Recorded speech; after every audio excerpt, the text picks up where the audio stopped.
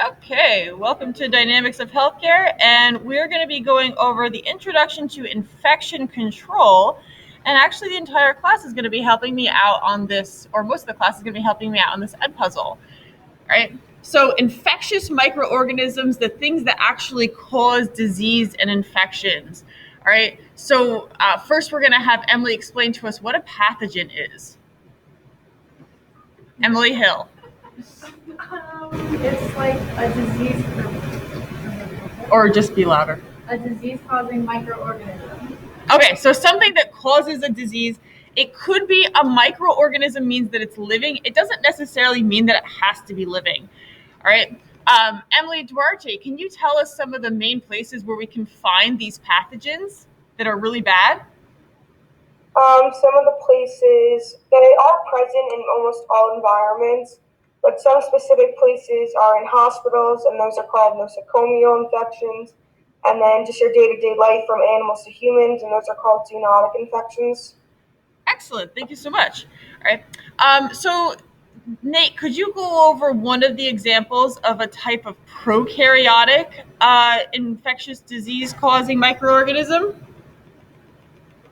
Bacteria. All right. And what are the different types? There's aerobic, which uses oxygen, and anaerobic, which doesn't. And then there's gram-positive and gram-negative. Thank you. And Paige, would you kindly tell us what the difference is between gram-positive and gram-negative?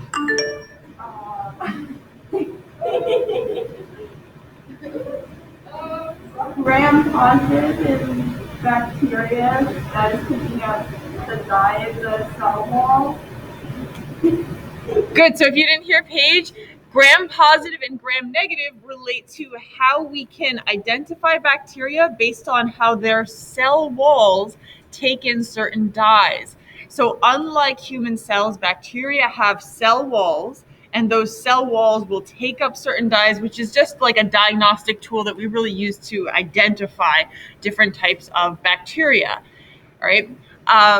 Bailey, would you be able to tell us about another type of pathogen?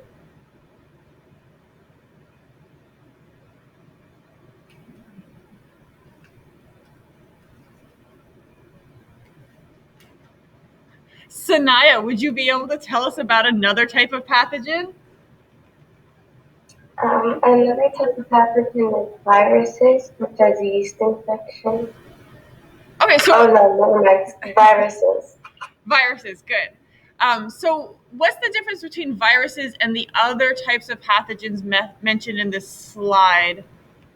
Nicole, please tell us, what's the difference between a virus and the other types of pathogens mentioned here?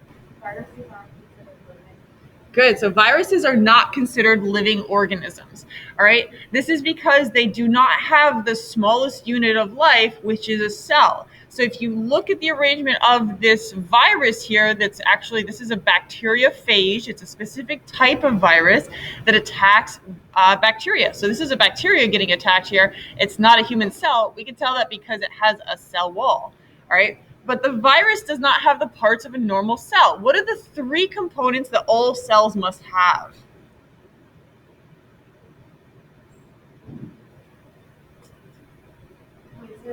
What are the three components that all cells must have?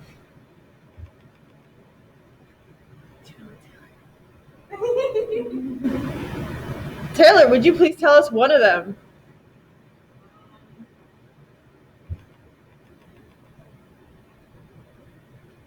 Emily Hill. There we go. All of them or just one? You could go for all of them, please. Nucleus, cytoplasm, cell membrane. No. She's really close. She's got two of them. She's got cytoplasm, cell membrane. Who knows the last one? You could just call it out if you know it. Nucleus. Very, very close. It doesn't need to have a nucleus to be living. For example, bacteria do not have a nuclei as a prokaryote. DNA. Yes, DNA. So DNA is the third component. which for humans is found inside the nucleus, but in bacteria, the DNA is just floating around. In any prokaryote, the DNA is just floating around. All right, inside of fungi and inside of parasites, they are also eukaryotes, so they have a nucleus, but it doesn't have to have a nucleus to be alive. So the virus here does not have a nucleus. And it doesn't have a cell membrane. It doesn't have cytoplasm, right? It has a protein coat. It does have some DNA here. The coronavirus actually has RNA. Influenza has RNA. So it has some kind of genetic material inside, and most of it is made out of protein.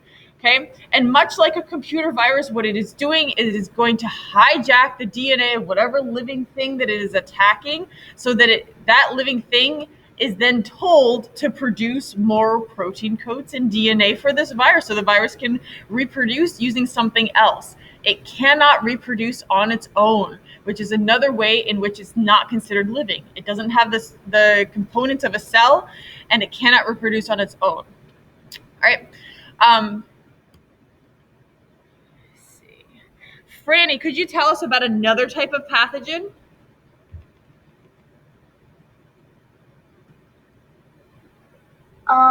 Yes, fungi. Excellent. And what are some examples of fungi? Would it be like yeast infections? Absolutely. So a vaginal yeast infection is one type. Ringworm would be another type. Athlete's foot would be another type. Thrush, which is a mouth yeast infection common in infants, is another type. Right? And one more type of infectious disease. Erica, would you please tell us the last type of infectious pathogen? The last type is parasites, which are less important in hospitals.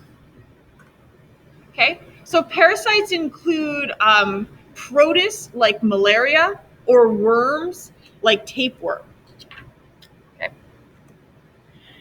right, factors responsible for the disease. For some bacteria and viruses mostly, the number of organisms you're exposed to is important. So if you're just exposed to like one COVID virus, you might not have an infection. You probably need several of them to get into your system to attack your cells, all right, for you to have a response. The virulence of the organism, so how well it is spread from one thing to another, which kind of gets into the method and of spreading. The relative strength of the person's immune system, you are more susceptible to a pathogen infection if your immune system is weaker. All right, so if you have some kind of autoimmune disease like AIDS, for example, you are more susceptible to being attacked by an infectious disease. All right, the length of contact between the person and the microorganism.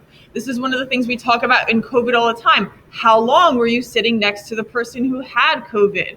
All right, did you share a drink with them? All right, were you in physical contact with them? Was there a shield between you? Were you both wearing a mask? Okay, so how strong that contact was, how long did that contact last? All right, so this is kind of the chain of how infection works, right? So there's a reservoir, which is where that pathogen like starts out in, okay? So reservoir could be a carrier. It could be an organism that is existing with it. It could be like somewhere where it's been living, like if it's been on like some yeast that's been on some bread, or if it's been in like dirty athletic gear for athlete's foot, for example. Then there is some method of it getting out of that reservoir, all right, which means that somebody probably touched or inhaled that pathogen from its point of start. So if it was something that's going to get into the air and you breathed it in, then it might have released spores into the air, right? There's a vector, the vehicle of transmission, and we call those fomites. So the things that you actually touch to spread infectious disease. So like all of your masks that you guys are wearing, if your mask has COVID on it, then that is that's the vector or the fomite, right? If it's non-living, it's a fomite.